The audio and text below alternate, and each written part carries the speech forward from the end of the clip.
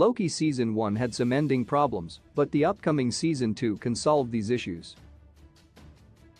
Loki continued the story of an alternate version of the God of Mischief, played since Thor by Tom Hiddleston, after he escaped from capture with the Tesseract during Avengers Endgame. Season 1 saw Loki team up with another variant of himself, Sophia Di Martino's Sylvie, in order to find the man behind the Time Variance Authority and bust the multiverse wide open.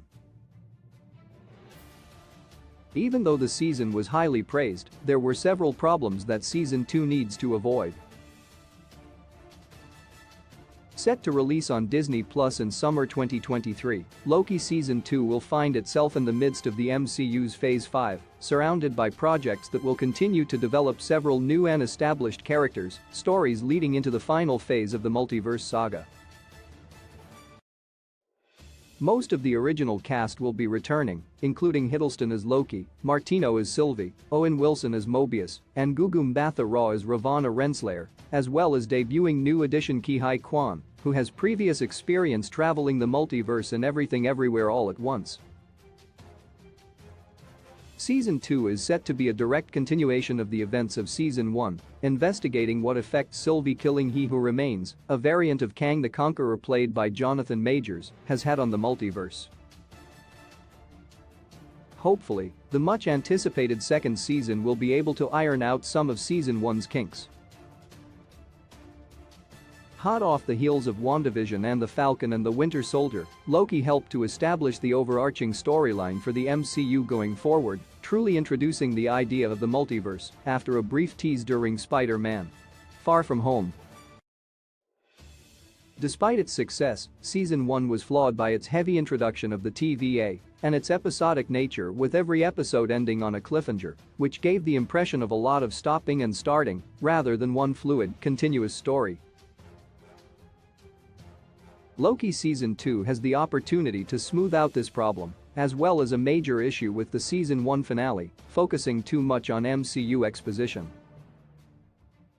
Loki Season 1's ending fit with broader MCU problems. One of the benefits of Marvel Studios releasing content on Disney Plus is that the time constraints of a feature film can be avoided and the story can be fleshed out even more. However, this can pose a serious storytelling problem, and Loki Season 1 is the perfect example of this. The Season 1 finale, For All Time Always, featured the debut He Who Remains, the man who keeps the sacred timeline in check and oversees the TVA. While Kang's first appearance in Loki was hugely exciting, the introduction of such a huge character, with a massive backstory, within a one-episode time frame, caused this episode to be packed full of exposition that had the detrimental effect of stopping the action in its tracks. He Who Remains' long dialogue with Loki and Sylvie in the Citadel at the end of time gave viewers all the background information they could want about the multiversal war, but this whole speech was acting purely as setup for future MCU projects, some of which won't be happening for several years. Jonathan Majors won't be making his next appearance in the MCU until 2023's Ant-Man and the Wasp: Quantumania, 2 whole years after the release of Loki.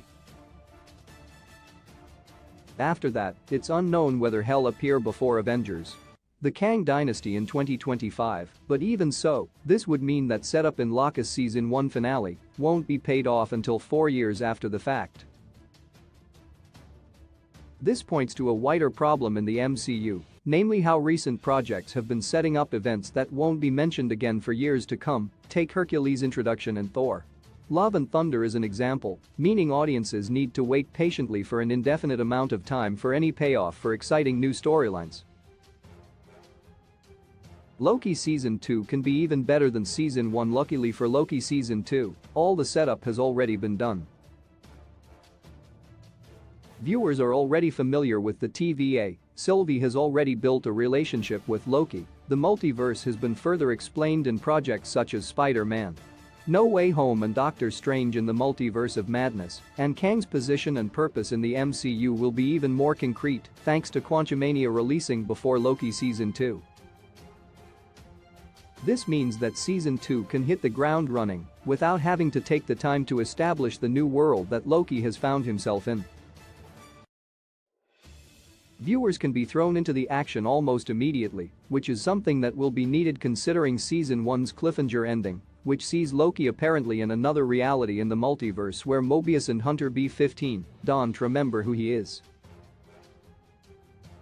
It's unclear what the future of the MCU has in store for Loki, especially since there are still questions about whether viewers will ever see him back in the main reality interacting with the Avengers and his own brother, Thor, once again. Loki Season 2 will surely continue to develop the mythos surrounding the multiverse as the MCU's Phase 5 builds up to Phase 6 and the climactic end of the multiverse saga with Avengers: The Kang Dynasty and Avengers: Secret Wars.